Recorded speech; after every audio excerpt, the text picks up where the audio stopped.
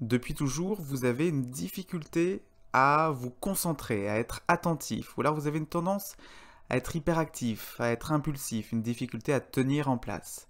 Alors avez-vous un TDAH? Avez-vous un trouble du déficit de l'attention avec ou sans hyperactivité?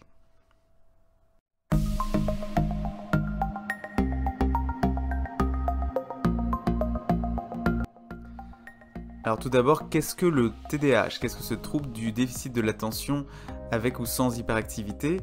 Eh bien, c'est un trouble qui réunit des difficultés à être attentif et concentré, le fait de ne pas faire attention aux détails, le fait de ne pas écouter les autres quand ils vous parlent, une difficulté à vous organiser, le fait de perdre des objets, le fait d'avoir des oublis fréquents dans votre vie quotidienne, le fait de se laisser distraire par des stimuli externes.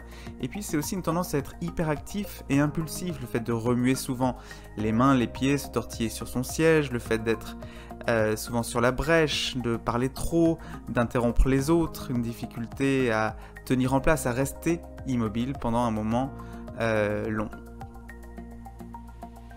Pour qu'il y ait TDAH, il faut que les difficultés aient été présentes dès l'âge de 12 ans et même avant cet âge de 12 ans.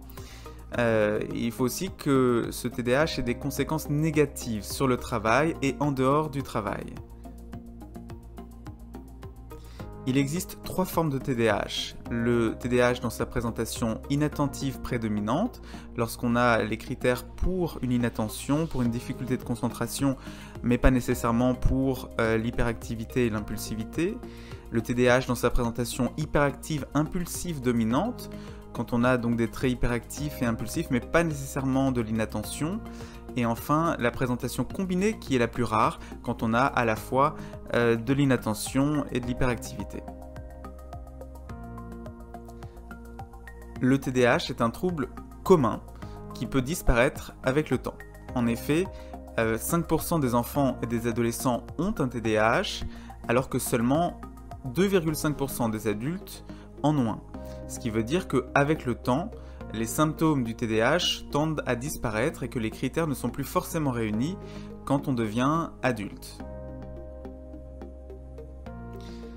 Le TDAH est un fonctionnement neuroatypique, c'est-à-dire qu'il correspond à un fonctionnement neurologique qui est différent de la norme. Et ce qui va souvent avec, c'est une créativité qui est plus développée que chez la plupart des autres personnes. Alors comment détecter un TDAH? C'est très simple, il suffit de faire un bilan TDAH avec un psychologue et l'avantage de ce bilan c'est qu'il peut être réalisé en téléconsultation.